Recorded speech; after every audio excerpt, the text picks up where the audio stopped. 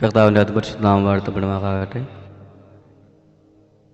പകലും തിരുവചനത്തിലോട് നമ്മുടെ ശ്രദ്ധയെ തിരിക്കാം. അപ്പോസ്തല പ്രവൃത്തിയിൽ നിന്നുള്ള ഈ പ്രസംഗം കേൾക്കുമ്പോഴെല്ലാം നമ്മുടെ ഹൃദയത്തിൽ ഒരു പ്രാർത്ഥന ഉണ്ടായിരിക്കണം. എൻ്റെ ജീവിതത്തിലും ഒരു അപ്പോസ്തല പ്രവൃത്തി സംഭവിക്കണം. എന്നിലൂടെയും കർത്താവിൻ്റെ ശക്തിയുടെ അളവറ്റ വലിപ്പം വെളിപ്പെടുവാനിടയാകണം. ഞാനും കർത്താവായ യേശുക്രിസ്തു നൽകിയ മഹാദൗത്യം പ്രമാണിക്കുന്നവനായി മാറണം. ഞാനും അതിൻ്റെ പങ്കാളിയായി മാറണം. ഞാനും അതിൽ ഭാഗവാക്കായി മാറണം. ഈ ഒരു പ്രാർത്ഥന ഈ പ്രഭാതത്തിലെ സന്ദേശങ്ങൾ കേൾക്കുമ്പോൾ നമ്മുടെ ഹൃദയത്തിൽ ഉണ്ടാകുവാനിടയായി തീരട്ടെ. ഇന്ന് പകൽക്കാലം അപ്പോസ്തല പ്രവൃത്തികൾ 18-ാം അധ്യായം 1 മുതൽ 13 വരെയുള്ള വാക്യങ്ങൾ. തൻ്റെ ശുശ്രൂഷ ജീവിതത്തിലുടനീളം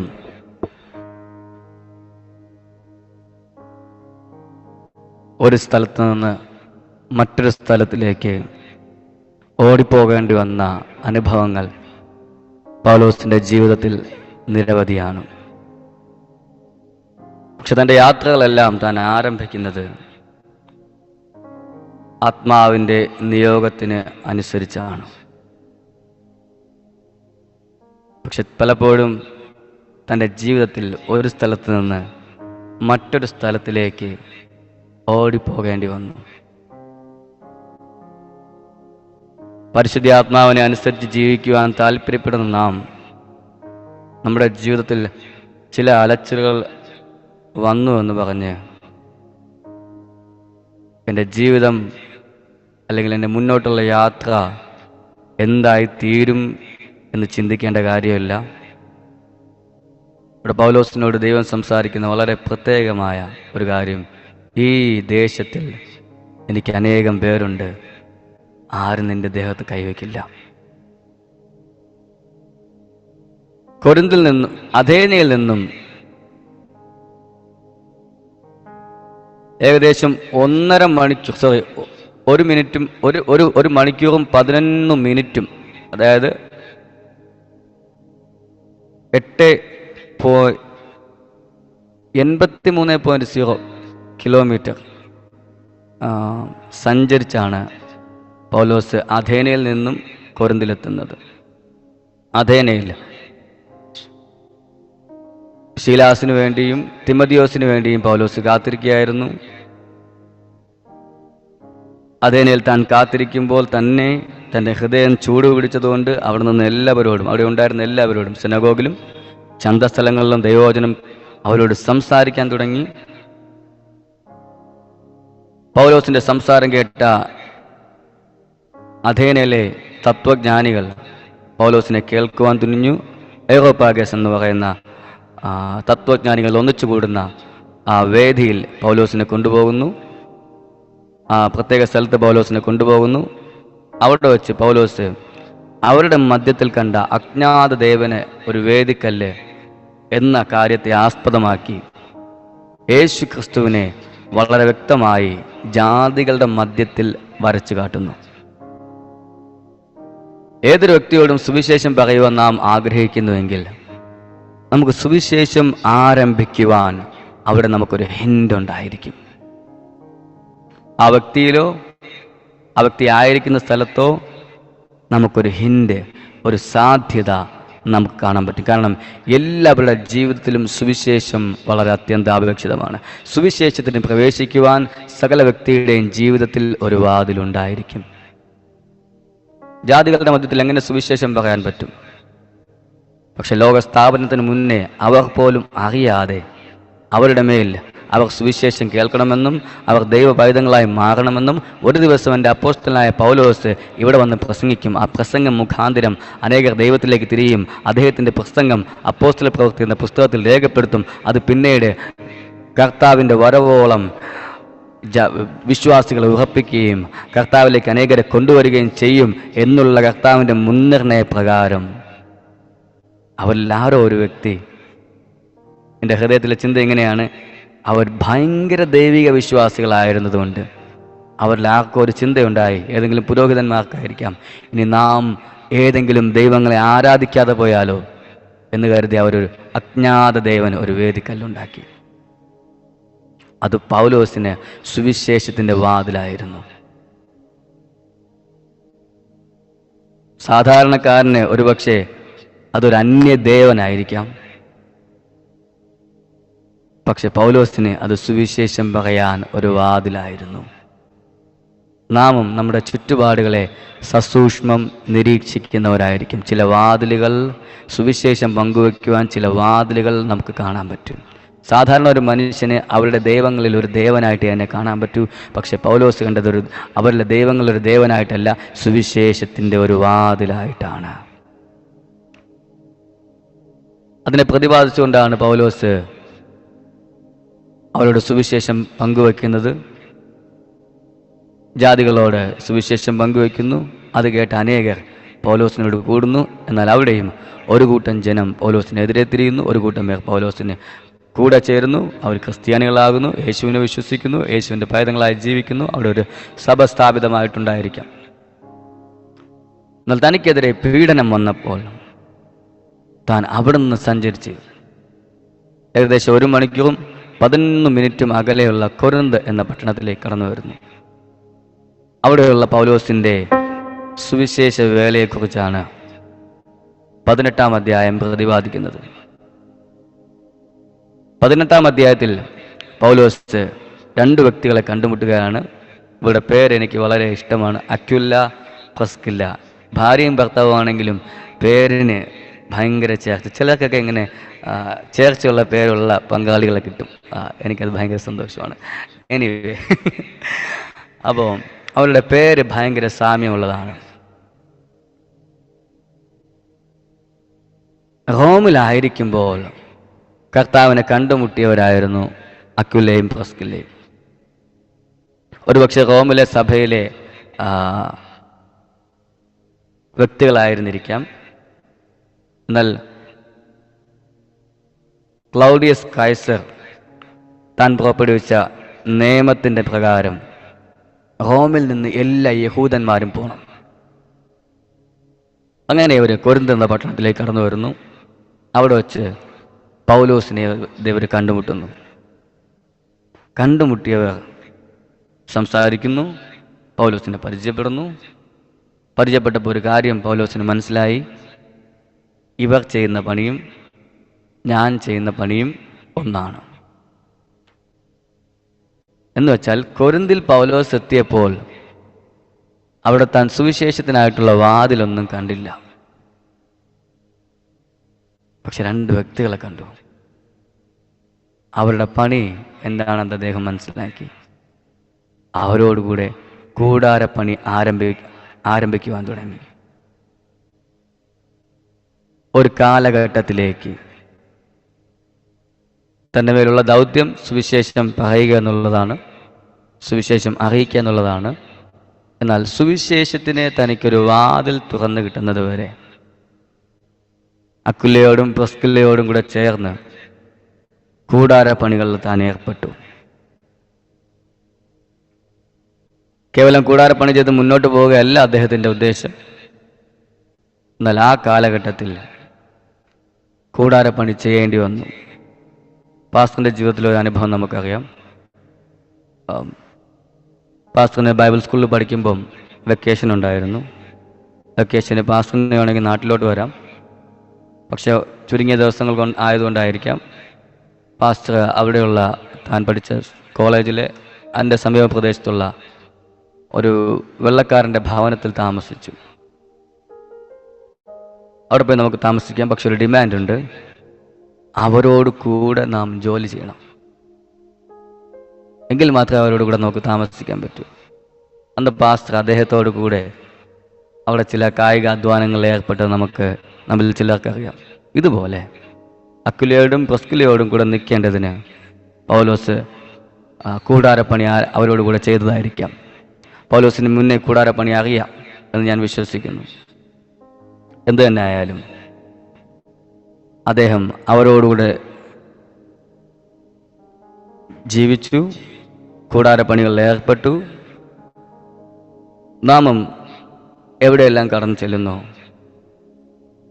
മറ്റുള്ള വ്യക്തികളുമായി സഹകരിക്കുവാനുള്ള ഒരു മനോഭാവം നമുക്കുണ്ടായിരിക്കണം. പത്രോസിനെ കുറിച്ച് നമുക്കറിയാം. അവൻ തോൽക്കൊല്ലക്കാരനായ ശീമോന്റെ ഭവനത്തിൽ പാർക്കുന്നു. തോൽക്കൊല്ല പണിയെന്ന് വെച്ചാൽ യഹൂദന്മാർക്ക് അത്ര ഇഷ്ടമില്ലാത്ത പണിയാണ്. യഹൂദന്മാർക്ക് അവിഭാജ്യമായ ഒരു ഘടകമാണ് ഈ തോൽക്കൊല്ല പണി. കാരണം തണുപ്പുള്ള സമയത്തൊക്കെ ധരിക്കുവാനുള്ള തുകൽ വസ്ത്രങ്ങൾ ഉണ്ടാക്കുന്നത് തോൽക്കൊല്ല പണിക്കാരാണ്. പക്ഷേ ഈ തോൽക്കൊല്ലപ്പണി നല്ല ദുർഗന്ധം ഉണ്ടാക്കും എന്നുള്ളത് കൊണ്ട് തോൽക്കൊല്ലക്കാരെ യഹൂദന്മാർ ഇഷ്ടപ്പെട്ടിരുന്നില്ല. എന്നാൽ പത്രോസ് കടന്നുപോയി താമസിച്ചത്. പത്രോസിനെ കുറിച്ച് നമുക്കറിയാം, യഹൂദൻ എന്നുള്ള ബോധ്യം തൻ്റെ രക്തത്തിൽ അലിഞ്ഞു ചേർന്നവനായിരുന്നു. സ്വപ്നം കാണുമ്പോൾ പോലും താൻ പറയും, ദർശനം കാണുമ്പോൾ പോലും താൻ പറയും, ഇല്ല കർത്താവേ, ഞാൻ യഹൂദനാണ്, മലിനവും അശുദ്ധമായതൊന്നും ഞാൻ തിന്നില്ല.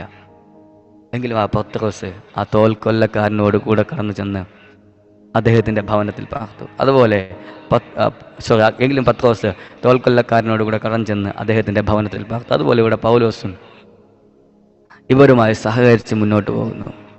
4-ാമത്തെ വാക്യം, And he reasoned in the synagogue every Sabbath and persuaded both Jews and Greek. പിന്നെ അവൻ മാത്രമല്ല സെനഗോഗുകളിൽ കടന്നു ചെന്ന്, എല്ലാ ശബത്തുകളിലും സെനഗോഗുകളിൽ കടന്നു ചെന്ന് അവരുടെ പള്ളികളിൽ ഉപദേശിച്ചു. 4-ാമത്തെ വാക്യം ഒന്ന് മലയാളത്തിൽ വായിക്കാൻ വേണ്ടി ഞാൻ എന്നിട്ട് ഇംഗ്ലീഷിൽ 4-ാമത്തെ വാക്യം.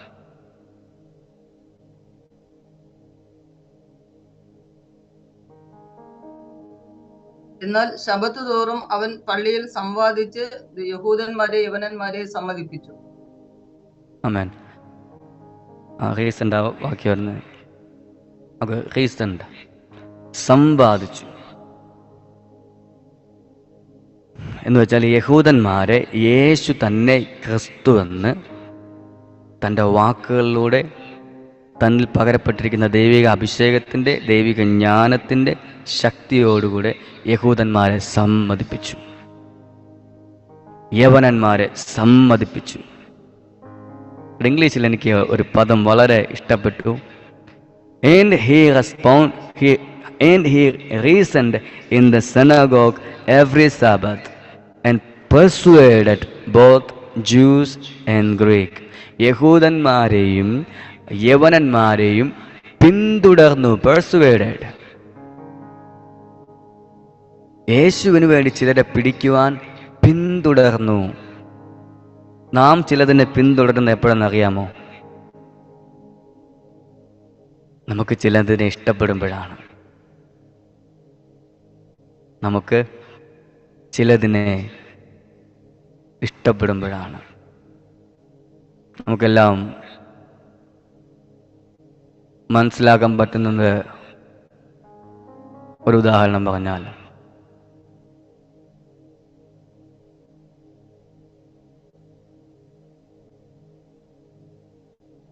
ഒരു ചെക്കന് ഒരു പെൺകുട്ടിയെ ഇഷ്ടപ്പെടുന്നിരിക്കട്ടെ. ചെക്കൻ എന്ത് ചെയ്യും? ആ പെൺകുട്ടിയെ പിന്തുടരും. നമുക്കറിയാം, നമ്മുടെ നാട്ടിൽ ലോകത്തിലെല്ലായിടത്തും ഉള്ള സംഭവമാണ്. പക്ഷെ പൗലോസ് ചിലരെ പിന്തുടർന്നു. ആരെ? യഹൂദന്മാരെ, യവനന്മാരെ. എന്തിന്? അവരിൽ ക്രിസ്തു ജനിക്കാൻ, അവർ സുവിശേഷത്താൽ പിടിക്കപ്പെടാൻ. നാം ആരെങ്കിലും പിന്തുടരുന്നുണ്ടോ? പ്രാർത്ഥനയിൽ നാം ആരെങ്കിലും പിന്തുടരുന്നുണ്ടോ? നമ്മുടെ വാക്കുകളിൽ നാം ആരെങ്കിലും പിന്തുടരുന്നുണ്ടോ? നമ്മെക്കുറിച്ച് കർത്താവ് അത് ആഗ്രഹിക്കുന്നു. ഈ പ്രഭാതത്തിൽ നിങ്ങൾ ഈ വചനം കേട്ടുവെങ്കിൽ കർത്താവ് ഇത് നിങ്ങളെക്കുറിച്ച് ആഗ്രഹിക്കുന്നു. ചിലരെ പിന്തുടരുക, അവരെ ക്രിസ്തുവിന് വേണ്ടി പിടിക്കാൻ. ഗോവയിൽ കർത്താവിൻ്റെ വേല ചെയ്യുന്ന ഒരു ദേവദാസൻ, ഞാൻ ബൈബിൾ സ്കൂളിൽ പഠിക്കുമ്പോൾ അദ്ദേഹം ബൈബിൾ സ്കൂളിൻ്റെ എല്ലാ ഗ്രാജുവേഷൻ സെറമണിക്കും അദ്ദേഹം കടന്നു വരും. വളരെ കണ്ണുനീരോടുകൂടെ പ്രാർത്ഥിക്കുന്നത് ഞാൻ അവിടെ കണ്ടിട്ടുണ്ട്. അദ്ദേഹം എല്ലാ ഗ്രാജുവേഷൻ സെറമണിയിലും കടന്നു വരുമ്പോൾ കണ്ണുനീരോടുകൂടെ പ്രാർത്ഥിക്കുന്നത് ഞാൻ കണ്ടിട്ടുണ്ട്. അദ്ദേഹത്തിൻ്റെ സഭയിൽ കടന്നു വരുന്നത് ഗോവയിലെ മാന്യന്മാരായ വ്യക്തികളല്ല. അദ്ദേഹം പങ്കുവച്ചൊരു അനുഭവം ഞാൻ നിങ്ങളോട് ഷെയർ ചെയ്യാം. തൻ്റെ സഭായോഗം നടത്തിക്കൊണ്ടിരിക്കുമ്പോൾ പൊടുന്നനെ ഒരു സഹോദരി സഭയിലോട്ട് കടന്നു വന്നു. ആ സഹോദരിയെ ആ നാട്ടിലെ എല്ലാവർക്കും അറിയാമായിരുന്നു.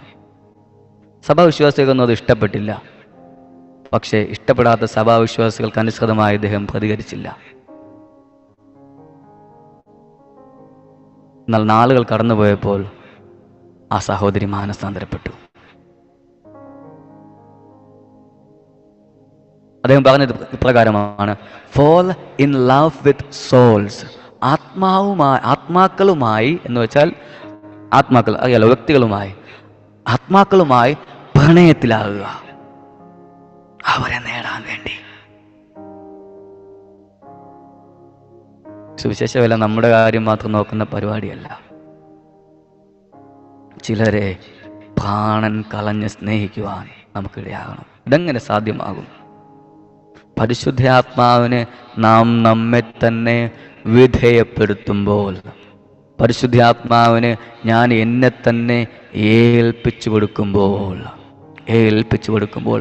കുറച്ച് ദിവസങ്ങൾക്ക് മുന്നേ ഞാൻ ഇടയ്ക്കിടയ്ക്ക് കാണാറുള്ള ഒരു സഹോദരിയുടെ, ഒരു വെള്ളക്കാരിയാണ്, അവരുടെ വീഡിയോ ഞാൻ കാണുകയാണ്, ഒരു ഇൻ്റർവ്യൂ ഞാൻ കാണുകയാണ്. എങ്ങനെ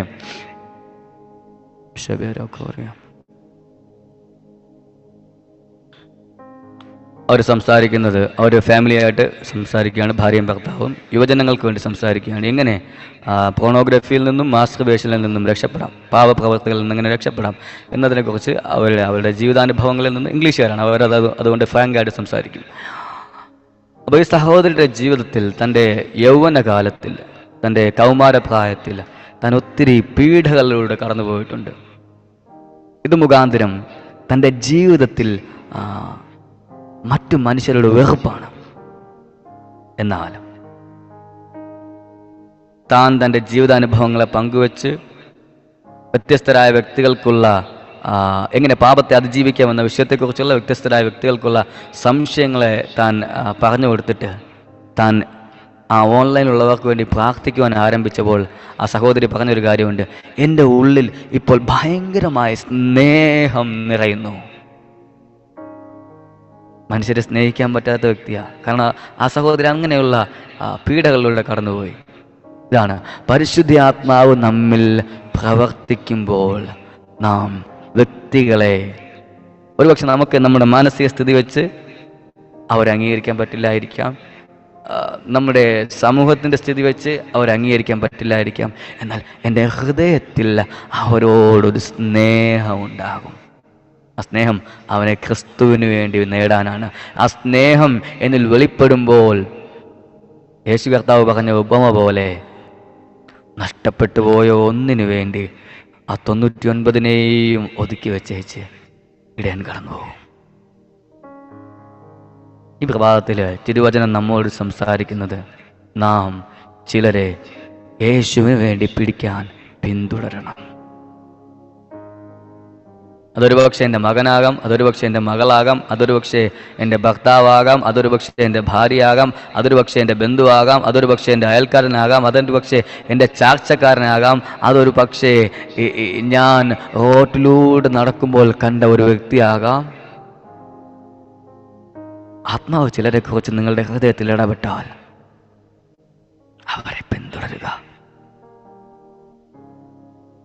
ചിലരെ പിടിക്കാൻ. സന്ദേശം നമ്മെ അനുഗ്രഹിക്കുമാറാകട്ടെ. ചിലരെ കൂടെ കർത്താവിന് വേണ്ടി നേടുവാൻ നമ്മെ കർത്താവ് ഉപയോഗിക്കട്ടെ. നമ്മുടെ വാക്ക്